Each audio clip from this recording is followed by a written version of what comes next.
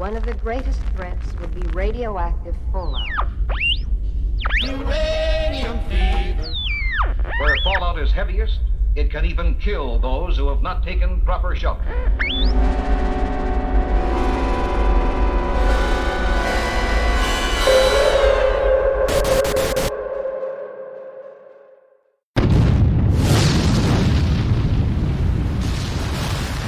Broadcasting deep underground in a questionably constructed survivalist bunker is Dave Chafins and Kenneth Vigu, and your host, as always, Mr. Robots. This episode of the Fallout Hub is brought to you by the Massachusetts Institute of Technology. Open enrollment for advanced robotics courses starts now. Totally nothing sketchy going on. Nope, not at all.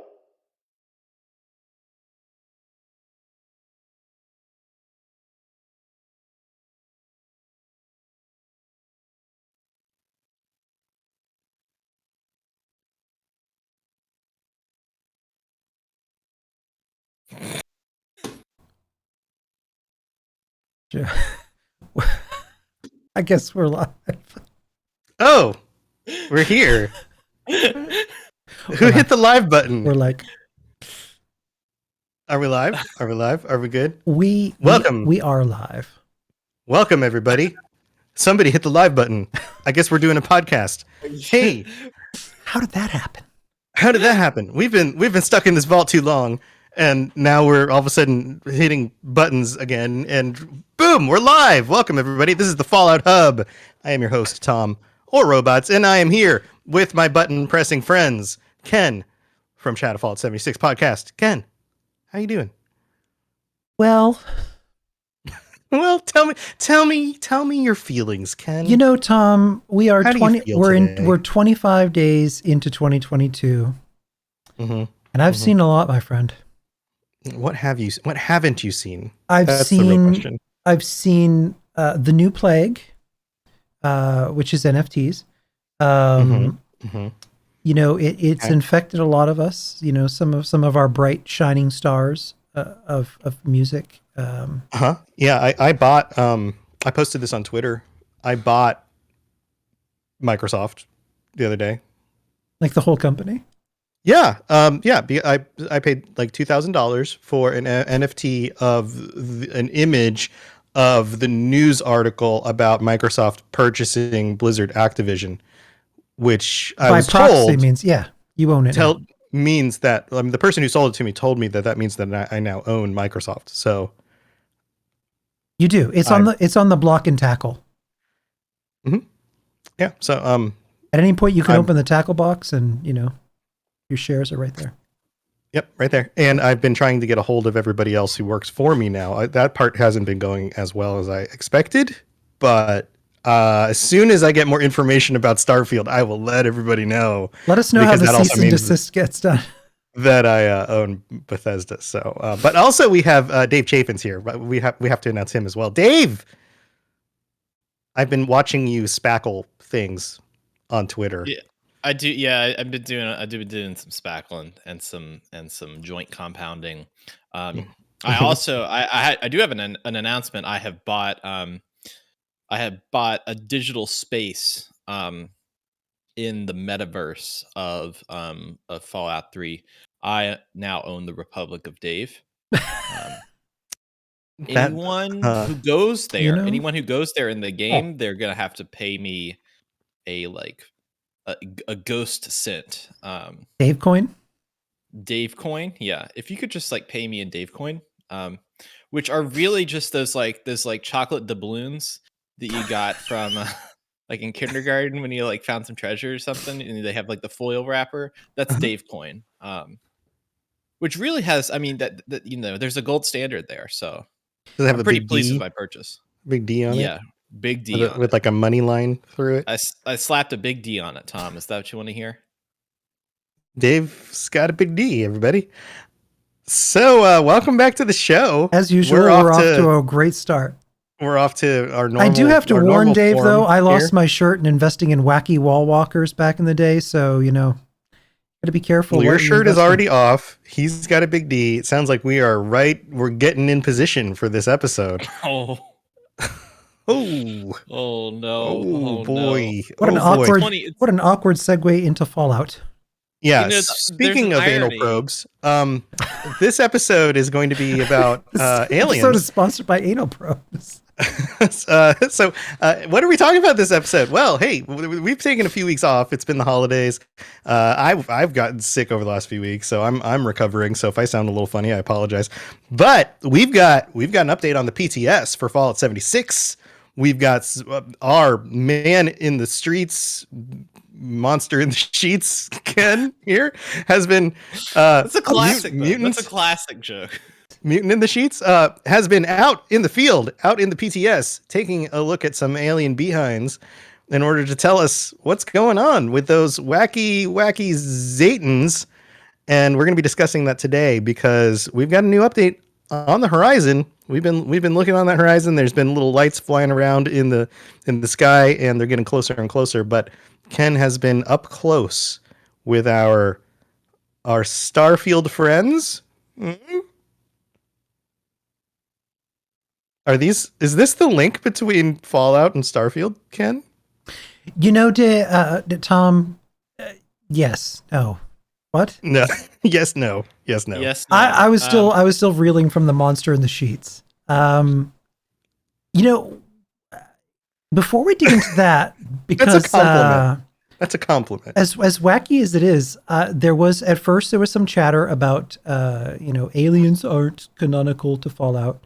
And then aliens are 100% I know, canonical. and then to Fallout. people They've fighting been in every Fallout game ever. So what might be start? Let's actually start with you, Tom. Let's dig back into the lore and talk about because the models and some of the cool drones, the mothership, all of which we're going to talk about. We experienced that firsthand back in Mothership Zeta. Yeah. So what you're saying is we're getting a lot of in the PTS stuff that they've been testing. We're getting a lot of the design aesthetic is pulling from the DLC from Fallout 3, the Mothership Zeta DLC, which, by the way, if you haven't played, is a very substantial part of the Fallout 3 experience. Because, if you pick up Fallout 3 now, you're going to get all the DLCs, including Mothership Zeta. Mothership Zeta is a solid, 8-hour experience if you play through the whole thing, probably? I think 6 so, to yeah. 8 hours? I remember it taking like that? a while. Yeah, and you are whisked away to a mothership. The aliens come and pick you up, and long story short, you break out of the mothership along with a number of other passengers who have been abducted through the years, including hundreds of years previous, and have been captured on this ship. And you get to know them, and you find your way out of the ship, killing a bunch of aliens along the way, and in order to escape, right? Yeah, one of the coolest things, ironically enough, this DLC out of, I think, any of them, is one of the most hotly debated and divisive DLCs I think that Fallout has ever dropped, with the exception of maybe Dead Money coming in second.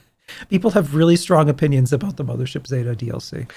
Yeah, either, hey, it's not really Fallout because it's just you on an alien ship, or B, it's some people just don't like it because it's a lot of just corridor shooting aliens is the complaint typically. Yeah. Which to me is kind of funny because my wife, of all people, this is like her favorite DLC, which I think is really interesting because I don't, in my personal experience, I always find it interesting when my spouse is like, has a really strong feeling about something in a game that we both love. Like that's kind of like I don't know, it's a big flag. It's like, whoa, this is worth, I respect her opinion. And so that makes me go, okay, there's something here worth really looking at, like what is it that really makes this stand out for her? And I think for her, it was the fact that it does feel so different from everything else. It's the fact that we're getting, alien tech, and alien tech exists in the games. Like there's lore behind it. The humans were using alien tech because the aliens had visited Earth, and they were deconstructing and reverse engineering alien tech in order to make some of the equipment that we were using on Earth. That's part of the lore. And in Mothership Zeta, we actually get a look at like other types of alien weapons and some of the things going on in the ships, and we get to see more than just one type of alien, and it kind of expands on this bigger idea of like, okay, who are these beings from another planet that have, in a very B movie kind of way, been monitoring, testing humans over centuries, and it gives us this bigger picture as to how long have they been around. And we find out that they've been around for a really, really long time, because the oldest member of the crew that has been abducted is a Japanese individual from like feudal Japan, hundreds of years in the past, who has been like cryogenically preserved on this spaceship. So they've been around for a while and are either time traveling or are cryogenically preserving people and just keeping them around for some reason. So there's some interesting bits of lore that are all tied up with Mothership Zeta. See, and I loved playing this DLC because it was so different. I think that's why both that and Dead Money get so much heat, is because they could be like their own standalone mini games, because they are that distinctly different. But UFOs and, you know, fighting invaders from the stars is so classic 1950s. Yeah. Like it's such a big part of Americana. And two of my favorite discoveries in there is the plan that the Zetans were going to use Giddy Up Buttercups to invade. That was a really cool, like, little random thing. And then the other thing actually is a Fallout 76 tie-in, in which one of the, I believe it was the vice president of Vault-Tec, went missing at the Vault 76 construction site. And you pick up one of the interrogation tapes, and, you know, the aliens tortured him and probed him to death. Just, you know. Speaking of probes, yeah, I think that the DLC and the aliens in general build on the fantasy of Fallout, because Fallout is not it's not grounded survival. You can find that in a lot of like a grounded survival as in like the road, like very like there is some like raw, grit to it, gritty.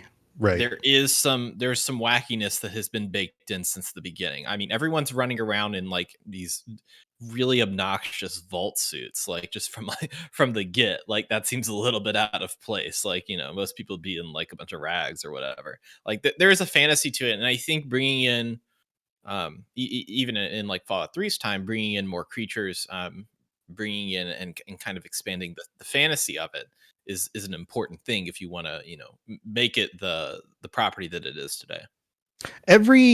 Everything that Bethesda has done has always harkened back to the original two Fallouts in some fashion.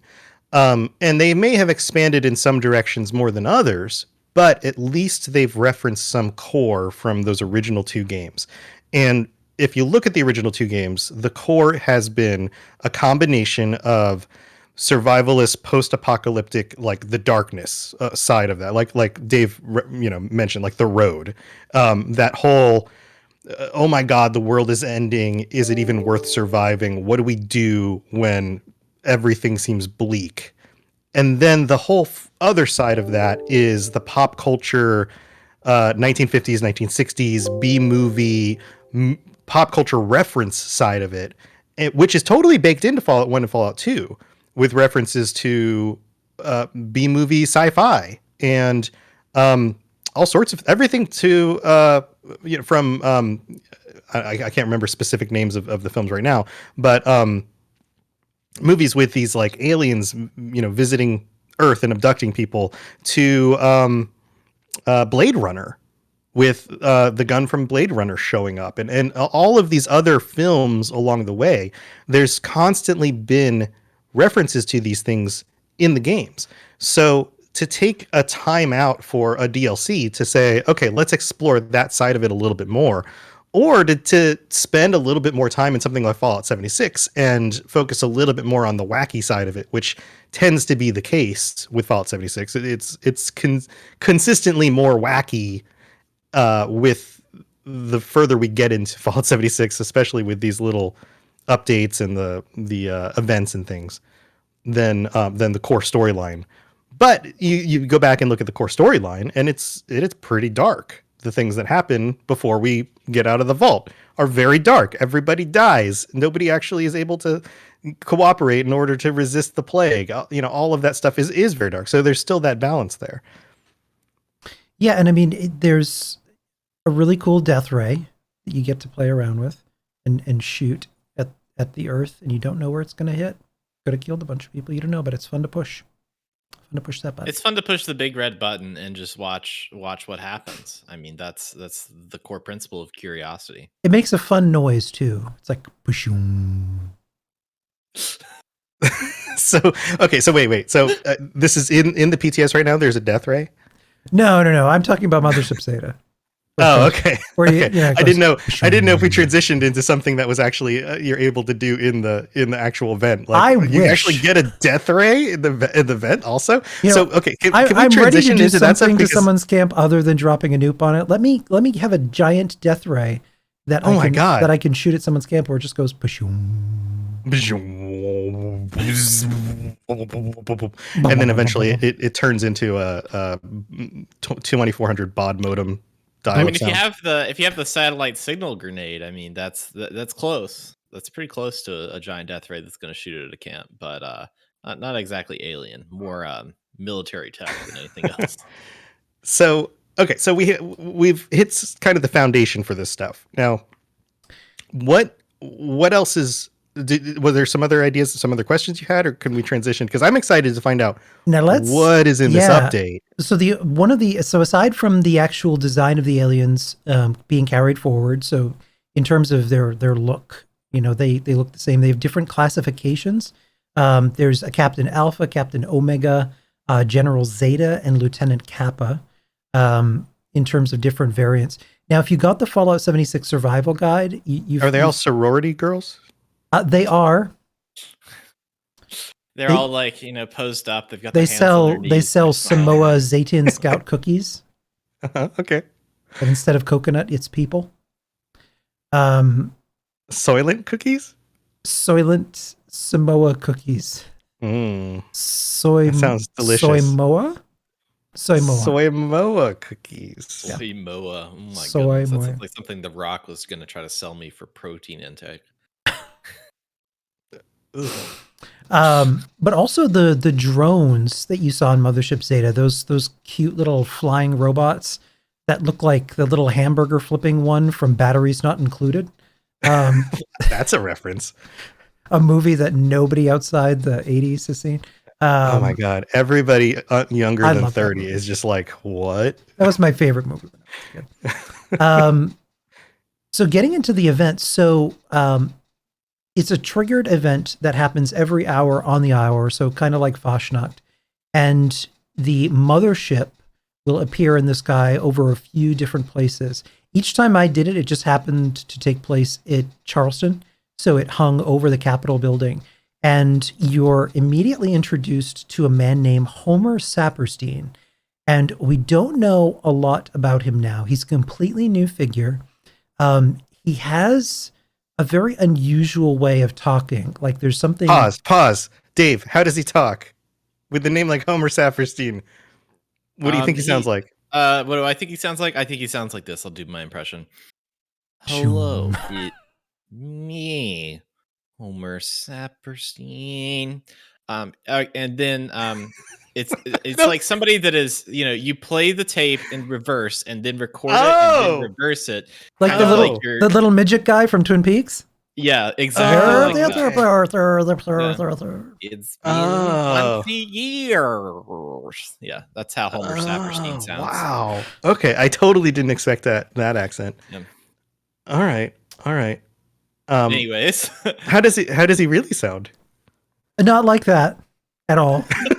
Okay. It was dreams crushed on the ground. That was a good one though. That was a good guess. It was a valiant guess. Mm-hmm. So you meet Homer Saperstein, and the aliens are coming down and installing 3 different brainwave extractor siphons. So it looks like a monolith, like a little mini thing. It's protected by shields, and it can build up enough power to release a wave that will kill you immediately. So once these things reach a critical mass, it will Pashum out this gigantic wave of energy. Did you just use Pashum like a verb? You know, Tom, That's I may great. have. That's amazing. It will Pashum out and I like it. kill you instantly. So the key to that is to actually get the hell out of the way. Wow. Each time I played it, it is one of the most fun new events we've had in a while because it's complete insanity. Every time I did it, I had no idea what the hell was going on because the spawn rate of the aliens and the drones and the Pashumi giant monolith siphon thing that's sucking out your brain waves. It was all adjective now. It was all going. You know what, Tom? Don't grammar check me. It's I'm a just culture. wondering. It's the Pashumi monolith. We discovered it in South America. It's down there in the island of Pashumi. When we dug it up, I mean, it just like blew our brains up. It was so great. Yeah. Pashum. How do you spell that? PSSSSSSHOOOOOOOOM. SSSS. 6 S's? All right. One of them has an umlaut over it. It's important that you pronounce it correctly. So what does an S with an umlaut over it sound like? Hey! Wow. Wow, we're inventing official. new things. Yeah, that's a brand Whoa. new thing. That's a brand new thing right Wow. there. Wow. Okay. Well, that's okay. So Someone in All right. chat, I'm going to name my next cat Pashumi. Pashumi. That's good. Yeah, that's a great name for a That's cat. hilarious. All right. Yeah, so the event is just incredibly fun because there's a lot going on at once. So does the most ridiculous horde event you could ever play. Once you end up defeating all of the lieutenant, the captains, the general, Sorority girls and the Pashums. you get rid of the sorority girls by buying enough cookies to make them go away. The general will transport down. And now this is where it gets fun. The generals. So it's not fun yet? The general is like in this Gundam armor. Wait. Did you say Gundam with an umlaut over the U? I did. I went to IKEA recently, so I'm having trouble deprogramming myself, Tom. All right. With a Did you a get any? Gundam. Did you get any models there? Did you like get some? I got Gundam some models? noodles. Probably the German version. I got some noodles? I got some noodles for my furniture. What? Wouldn't it be furniture? Yes. Oh, I've got dogs barking again. Great. Oh, They're just so this excited is the about the language umlaut. episode. I love this. This is amazing. All right, go on. Yep. So the General Zeta comes down. The armor, the way in which they designed his outfit is really, really amazing. It's like picture the most unique power armor frame you've ever seen. It looks to me, it looked a little bit like no one else is going to know this reference. It looked like the Thunder Road from the movie Explorers, because that has that red and white aesthetic with like nobody knows this movie. How dare Don't know. I don't even know this reference. This is a I know most of your coming references, of age but I don't know River this one. Phoenix movie. Come on now, it's The Explorers, damn it! Explorers? It's called The Explorers. Explorers. No, just Explorers. Explorers. Just Explorers. Explorers movie. Classic movie. Come on. 1980s, probably, right? Yes, maybe. If you haven't I'm seen it, it's a Googling it. great movie. Explorers. But the design of the outfit that they came up with is really fantastic. Wow. So you can River grind it. Phoenix and Ethan Hawke are babies in this. 1985. Yeah, it was around the same time that they did Stand By Me. Yes. Excellent movie. So every hour on the hour, it will appear over a different random location. It drops some great plans, including new variants. I got an alien disintegrator.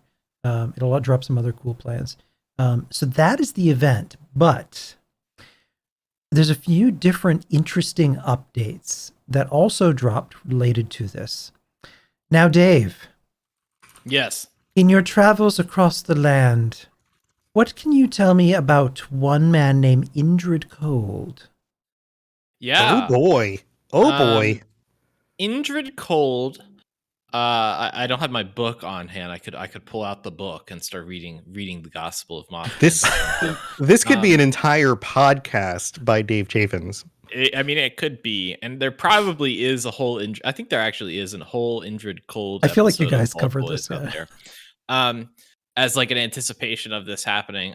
So Injured Cold is was a being that showed up in Point Pleasant after the Mothman came and had all the Mothman sightings. And it was around the same time that the government was going around. But this man was in this kind of like weird suit and spoke in a very strange accent. And What did the accent sound like, Dave? I mean, it's written down. So Oh, you in can't the do an movie example? Mothman Prophecies, when they're on the phone, it kind of sounds like this when Richard Gere's talking to him. Oh no. I see that chapstick in your drawer, Richard. So that's what he sounds like. The Injured Cold went around looking for people who were witnesses, particularly the I forgot, if you would have asked me a different day, I forgot the names of the couple that saw Mothman. He was looking for them and went around questioning people in the community, and people didn't like how he looked, kind of like a man that was kind of like melted wax.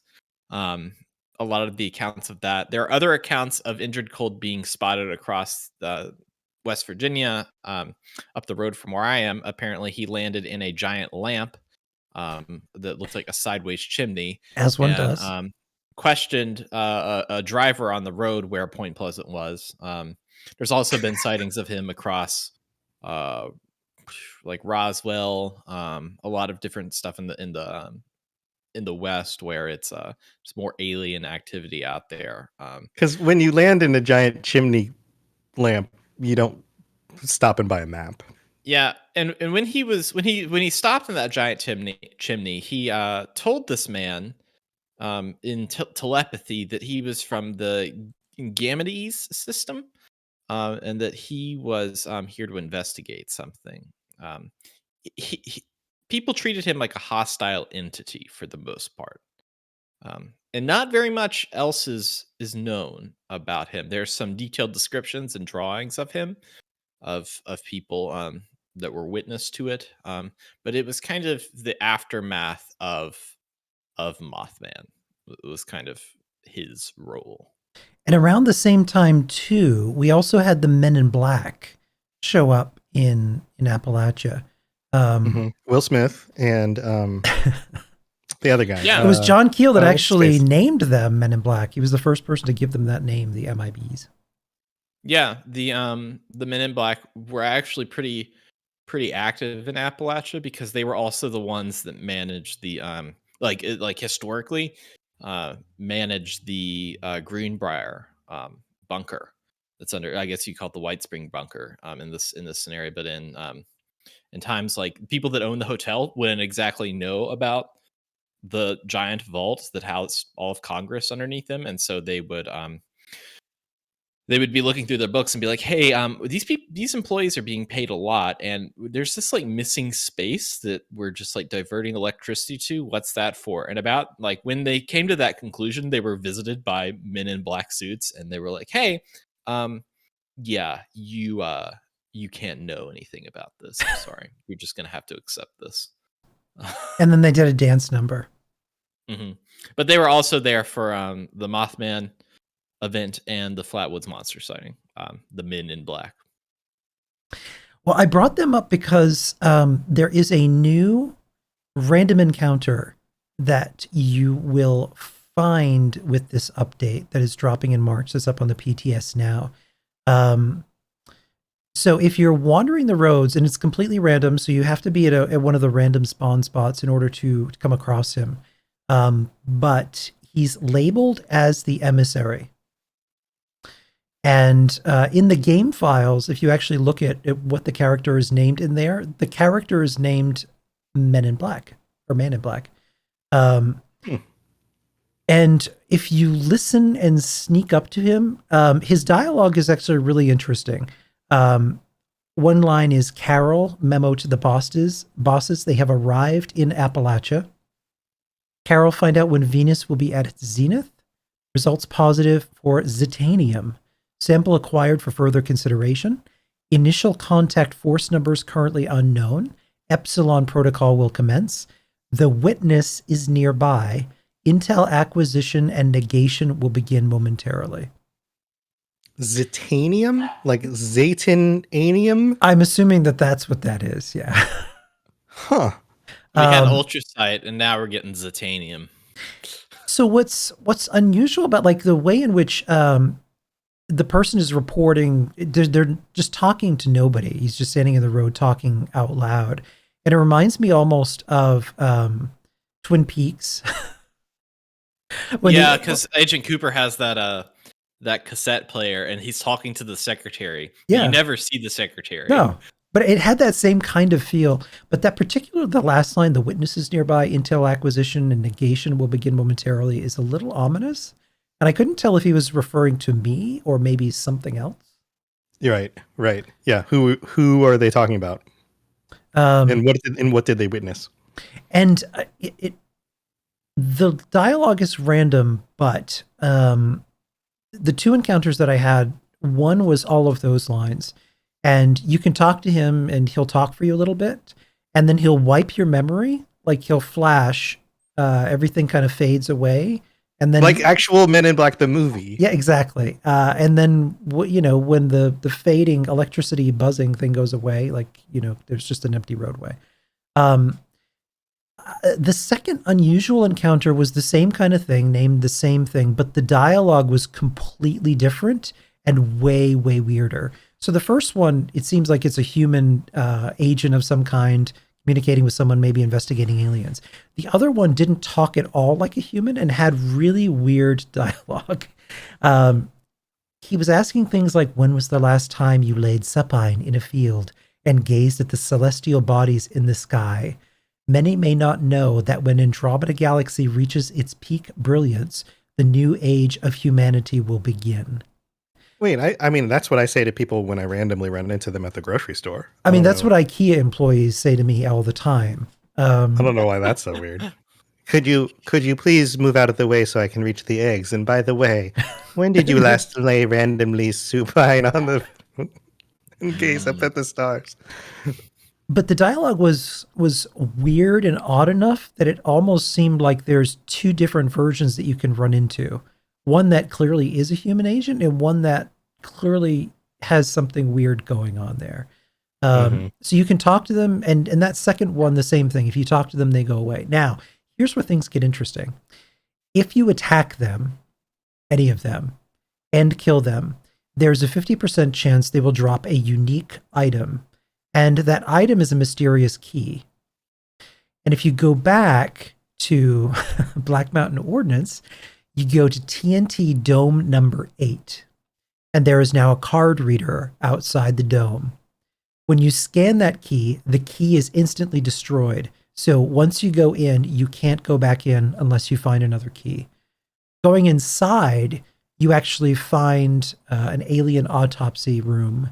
And you discover by talking to a stream that is actually Homer Saperstein's base of operations. And you can talk to him a little bit. He is essentially, he claims to be human. He just announces unprompted that he's a human being just like you, which seems, like the kind of sus thing that an alien would say. As you steal the gum from the store, you say, "I'm not a thief. I'm just borrowing this. It's like Thank you." It's like what Mark Zuckerberg said under testimony in the Senate. I am indeed a human. Let me assure you, I have all the human parts the same as you. My Facebook is fresh. Weird. Yeah. So when you go in there, you can poke around. You'll find an alien body. There's a holotape labeled "The Truth," which is very X-Files-like. And if you talk, or if you pick up the tape, it will explode. If you go to his top secret terminal, that will self-destruct. So that's a little unusual. But as you talk to him, he's basically investigating aliens. He also created something called Homer's Aid. And if you ask him to deploy it into the dome, he'll release an aerosol into the air to give you a temporary buff that lasts for 2 hours called Homer's Aid. and it will give you a 5% damage increase against aliens for 2 hours. So if you're grinding the alien event and you want an extra XP boost, go to the dome first, like keep a key on you before this kicks off so you can go right in there, get the buff, and then grind those 2 spawns of it. Buff and grind. But the whole weird thing, the alien, the emissary encounter was really unusual in terms of there being 2 completely different ways in which they talked. I love that. I love just weird stuff that may not ever get explained.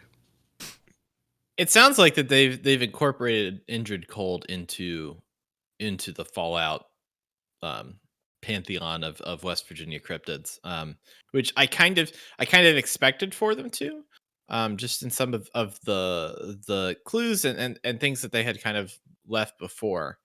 I think that it is pretty smart, because if you actually watch Mothman Prophecies, Mothman only shows up like maybe twice, but most of the time the entity that Richard Gere, famous for Nights in Rodanthe and Pretty Woman, is talking to, that's going to be Injured Cold over the phone, which Mothman Prophecies is a fine movie. Injured Cold is maybe not the scariest being, because you never actually see Injured Cold. He's just kind of hanging around mysteriously and then never shows up. This isn't a great pitch on Injured Cold, but this sounds better than that. So take that, Richard Gere. Why don't you get your butt in the gear and do something cool, you know? Get your gear butt in gear. So do you know for sure that these are the only 2 things that happen when you run into this guy? Or are these just the 2 experiences you had? Thus far, they're the only 2 that I've seen. There could be more. And also, it's important to note, too, that this is PTS. So all of this may change. Like, dialogue may change. The character may change. Like, all of this is prone to changing. Initially, and what were they both named? They're both called the Emissary. In the game files, they're actually named Man in Black. Yeah. Interesting. So they're very well could... Oh boy! You can't do that, no. Oh boy! As I was saying, there could be more stuff and different kinds of experiences when you come across the emissary than what you've seen so far. I'm really, I think that they're going to do more with Homer Saperstein. Like, why would they make such a big deal and create his base of operations where you could go talk to him if it was just going to be like this random throwaway pigger, kind of like Dodge? It's, hey, it's Dodge, go to Daily Ops, you stupid bastard. But he has like perfect. He sounded just like him. Yeah, but he has no purpose. I feel like Homer Saperstein, there may be something more there. I'm curious when expeditions first get introduced to the game, like what that will be, if we'll see more aliens then, if that will kind of be, because this is it's a limited time event, right? It's like a seasonal, like Fashnacht, yeah. I mean, there is also some early stuff that dropped in the recent PTS update for expeditions, but it might even be too early to even talk about it. Essentially, there's menu designs. In design of it, it's not so much a separate world space as it is just a really huge cell. Unlike the way in which Fallout 76 is built, which is a world space, this is kind of like a standalone huge cell space that we'll be traveling to go around in. So it's not like it's in the design of that. People shouldn't get disappointed that it's not like a separate world space.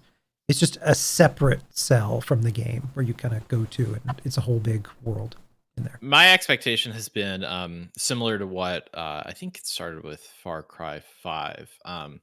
Far Cry 5, 6, and no, it started with Far Cry New Dawn, which is their post-apocalyptic one, and now it's in Far Cry 6, where they have these they are actually called expeditions in New Dawn, but they are like, here is like an area that you go to, and it is like the one in Far Cry that I played recently was like a zoo, and it's like, here are the little areas in the zoo. You need to go retrieve this package, but it's like, it's a level. different ways to complete it, and like you can roam around and explore, but it is not like a traditional piece of the world that you're going around. Like you're on a mission, you have kind of a layout, and then you go and get this like slice of world and go hang out, go do your thing.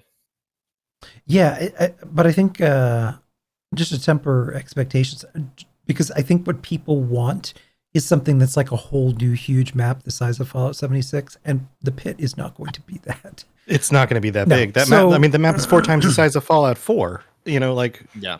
that's gigantic. So just temper expectations. Like you're gonna want to, from the way in which this is designed, it invites you to really go back there frequently with friends for something, but it's too early to reveal and figure out what. Oh, poor dog. Tom has brought his dog onto the show. The dog is wearing a cone around its neck and has a little bandage, and it looks very cute, but also a little sad at the same time. Poor dog. She had an operation. She had to get some little bumps removed, and the other dog keeps barking at her. So I apologize. So we're trying to separate them for the show, and This is the official. I would like to introduce. I would like to introduce the 4th member of the Fallout Hub. Tom, what's your dog's name? This is Pumpkin. Pumpkin. Yes, Pumpkin. Pumpkin has been a Fallout community member for a long time. Has some friends at the Robots Radio Network, and is now the official 4th member of the Fallout Hub. Pumpkin, what are your thoughts on expeditions? I like food. Thank you, Pumpkin. Now back to, thanks, Brick. Now back to That was riveting. Yeah, I think it's good to temper expectations for this, because everyone that is working on like the concept of like a new world is going to be working on Starfield, and then that team is going to be working on Elder Scrolls next. Of like, hey, we need to build maps for things that are big, that are traditional. I think you're going to have them working on that, and then subsequently Fallout 5 of like designing these, because I mean the amount of work put into the original Fallout 76 map was a ton. I mean, it's filled with stuff. I think I've got some thoughts real quick. Just real fast. When we got the expansions for the Brotherhood of Steel stuff, and we went to some of the new locations, we had new places to go. They were like underground or in like inside locations, but they were new places. They just didn't exist outside in the world. I think we're going to see similar amounts of new space for somewhat place like the pit. It just might be like an outside environment rather than an inside or underground like dungeon. right. I think that's probably what we're going to see, is a similar amount of like, hey, you can go around in this environment, talk to people, go into this little area, fight these enemies, go do these things. But it's probably going to be in that kind of a scale, which is, I don't know, not nearly the size of the whole entire map. Probably, a 10th of the map, something like that. Not nearly, a big map extension, but another place you can go, talk to people, do things. That's my expectation. I mean, it also could have some verticality to it in the same way that the pit did. So if you remember way back to the pit, you're going down into sewers, down into factories, up into skyscrapers. So just because it's a cell and not this huge map that I think people want, but it's not going to be, doesn't mean that there's not going to be a whole new place to explore and spend a lot of time there.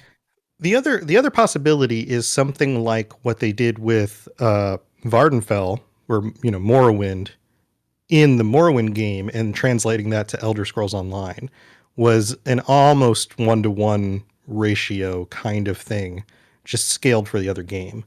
So for example, when you start Morrowind and you get off the ship and you go into, I'm going to mess up the name of the town, it's very similar when you visit it in ESO. It's a few hundred years previous to the events of Morrowind, but there's a building, and there's buildings right where they should have been, and you go walk through that area, and it's pretty similar. The scale of the island is fairly similar, but it's not exact.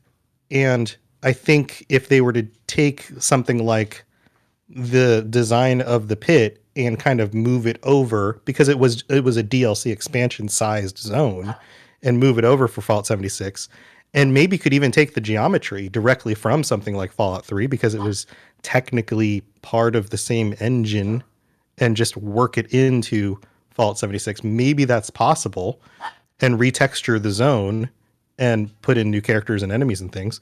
Then maybe you could take that and repurpose it and make it work out. I don't know. I don't know if that's possible, but you could potentially do something like that. Yeah, like a smaller, like the DLCs for Fallout 4 were big. Well, I mean, the Automaton was just a few different quest locations, which is more along the lines of the stuff that 76 has seen. But Far Harbor and Nuka World were big areas. But I mean, even before that, Fallout we're talking 3, about, like we're talking Fallout about 3 like, DLCs. yeah, Dead were- Money or the Savage Divide one, the one with Ulysses, not Savage Divide, that is the Fallout 76. Lonesome the one with Road. Lonesome Road, like where you are on kind of a path, and I mean you can explore around a little bit.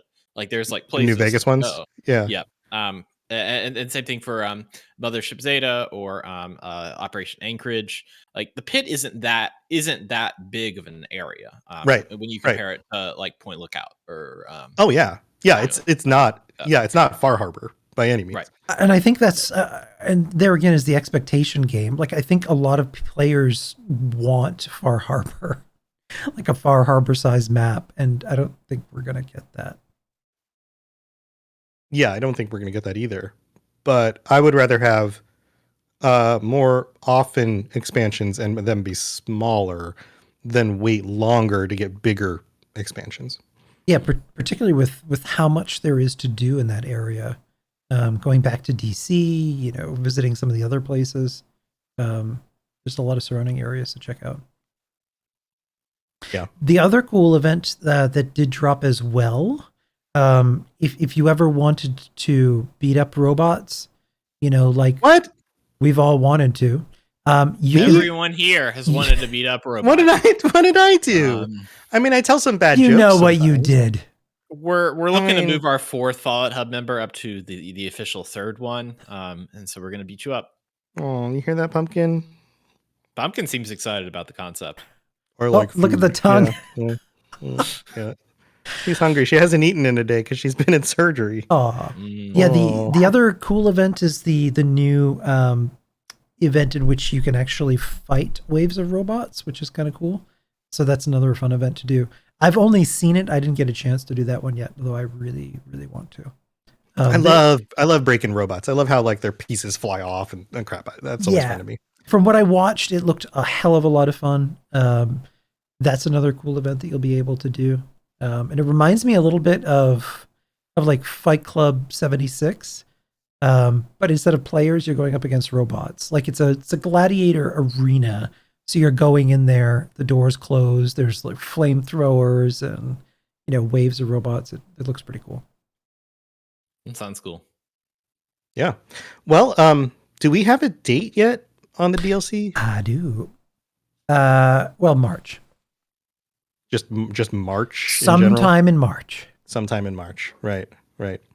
What's your bet? I'm saying, hang on, let me look at my calendar, and we're gonna put bets down. And then we will be whoever wins gets a Dave coin. That is Sweet. What can you buy with a Dave coin? 3 Chad coins. Yeah, you can buy 3 Chad coins. Ooh. Or It's the exchange rate. 2 stocks and stockings. How many stonks? That we don't talk about that here. You're gonna have to go to .tor and get on the dark web and deal with that one. I heard Elon Musk said that he would eat a Happy Meal on stream, like on camera on stream, if McDonald's would take Dogecoin. Can a Dave coin buy a Happy Meal? The Dave coin can just buy Happy. Yeah. Oh, that's even better. Which, when you read the asterisk and fine print, you actually have to go to one of the few remaining Chuck E. Cheese locations and turn it in for tickets, which then can be used to buy things like a wacky wall walker or a lollipop. Yes, exactly. I'm glad you all are here for this. I'm very pleased that you're along for this investment ride. You know what I really want? I'm going to invest in, because I think it's going to come back, are Blockbuster coins for the one remaining Blockbuster location. I think that is that's a brilliant. Because I mean, think about it. Just go with me here. Think about it. If they open a second location, you just doubled your value. I mean, that's a good deal. I'm just gonna walk up to people's camps in Fallout 76 and be like, I bought this camp. It was being sold on the metaverse, and now I own your camp.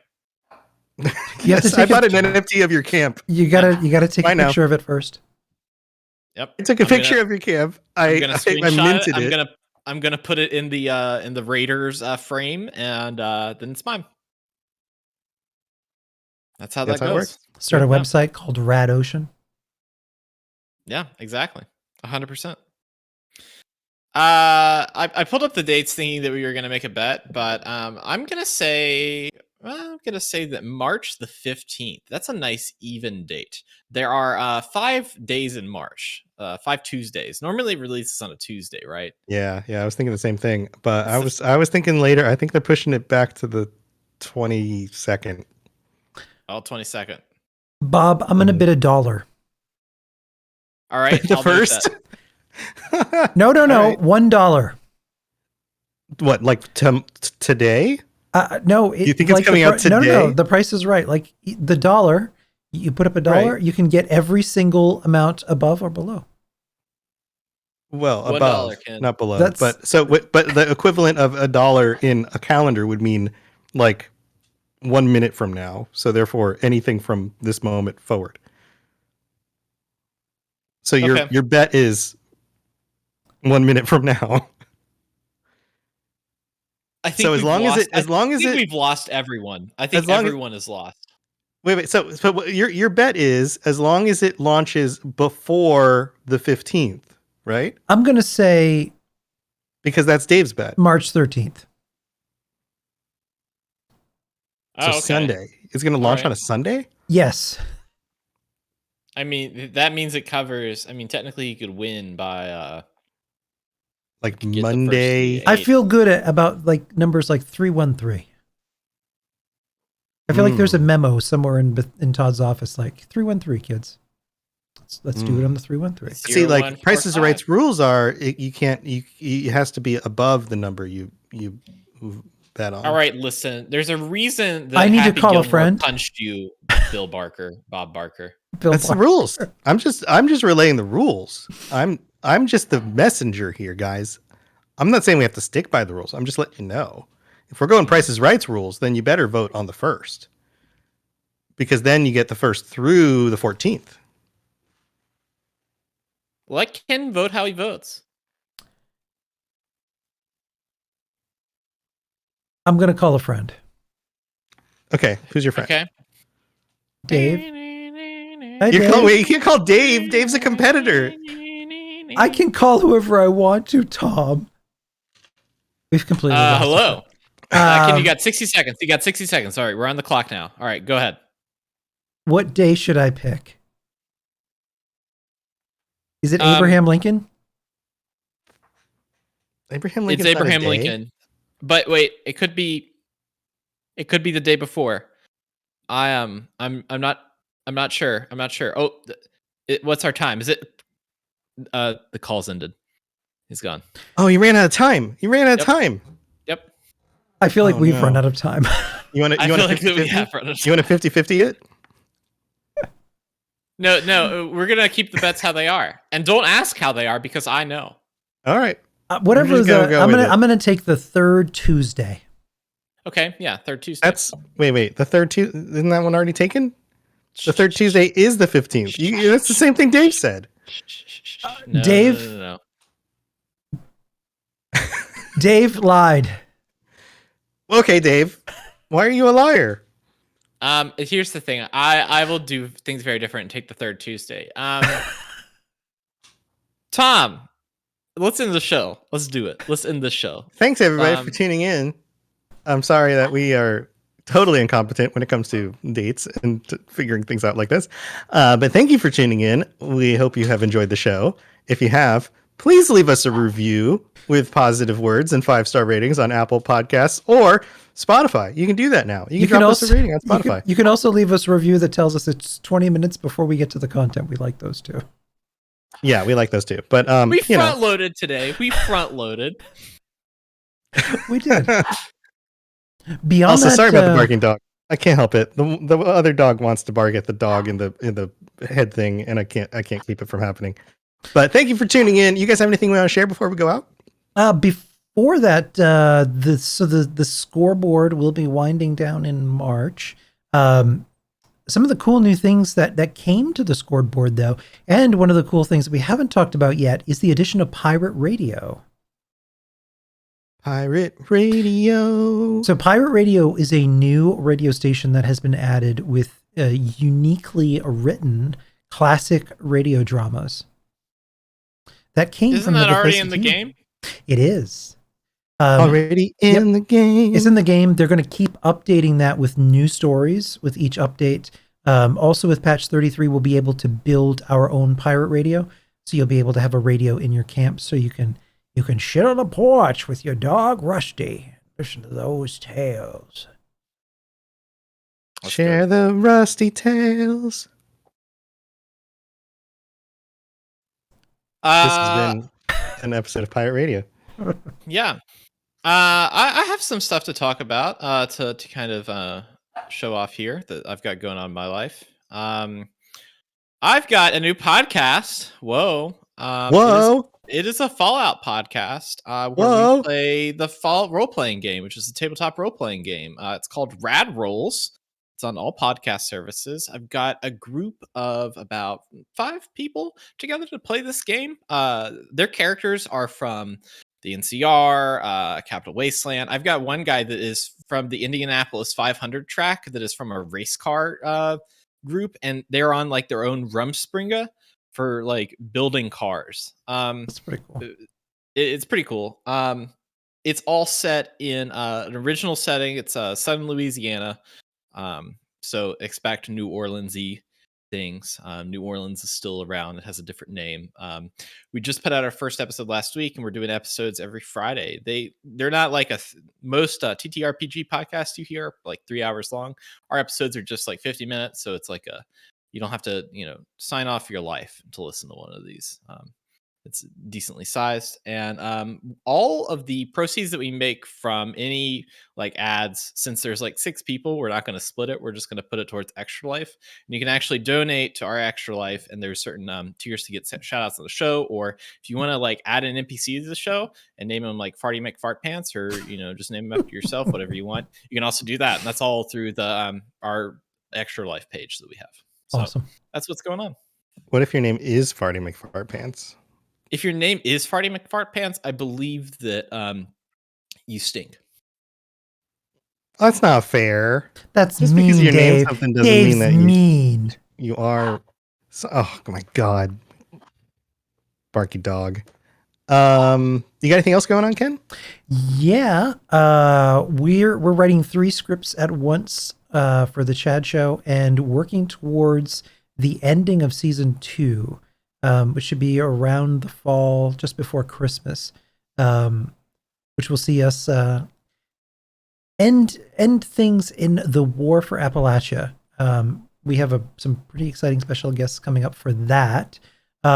Beyond that, the other thing that I've been up to, though, is something that's not related to anything that nobody here would be interested. We launched a business podcast at work that I started. That's cool, though. What's the name of it? We should all go give it some 5-star reviews. That's what I did. It's All That's Hair. So it's me and 2 industry professionals talking about salon business and things like that, which is kind of dry stuff for Fallout. But I would like, so if you want more Fallout content, shout out to the Fallout Roundtable Show, which is part of the Robots Rocket Club. Robots Radio Rocket Club. Robots Radio Rocket Yeah. Club. Yeah. Tongue twister. Great show. They just launched that. So if you want more discussion content, each week they tackle a different topic. It's I listened to the first episode and it was really great. Yes. I recommend you drop that. Give them a listen and particularly give them a review. So because initially it's really hard once these shows get out there. They really need the views and reviews. So hopefully get picked up by Apple. So please take time to do that. Absolutely. Yeah. Some of the members of our community decided they wanted to put a discussion podcast together. Oh my God. And so sorry. Come here. And so they started the Fallout Roundtable. So go check it out. Nice. My dog is really loud. I'm so sorry about this. Come here. This is good content for radio. This is great content, guys. I'm so sorry. Tom runs the Robots Radio Network. He has a bunch of shows that are Lorecast. He is doing the Fallout Lorecast and ESO Lorecast. He just did his 100th episode of the Cyberpunk Lorecast and had Kev do it and Juicehead on it. Tom also is doing A Pisces. His Twitch streams where he's he's playing Skyrim with his mom. His mom's there. They're playing Skyrim together. Tom's busy. Yeah. I'm a busy guy. Also, and I'll try to. Hey, stop! Oh my God. Also, we've got a community Minecraft server that we started for the Robots Radio community. So if you want to join us and play Minecraft, I'm doing a lot of fun things on there. We voted on a thing, and you can join us. Oh my, he's so loud. On our Robots Radio Discord, if you want to find the info for the server, come join us on there. And that's it. We're done. I'm gonna make my dog shut up. I'm so sorry. I'm so sorry about this. Bye, everybody. Thanks for being here. And with that chaotic finish, we bid you a lovely evening. We'll catch you. Bye, everybody.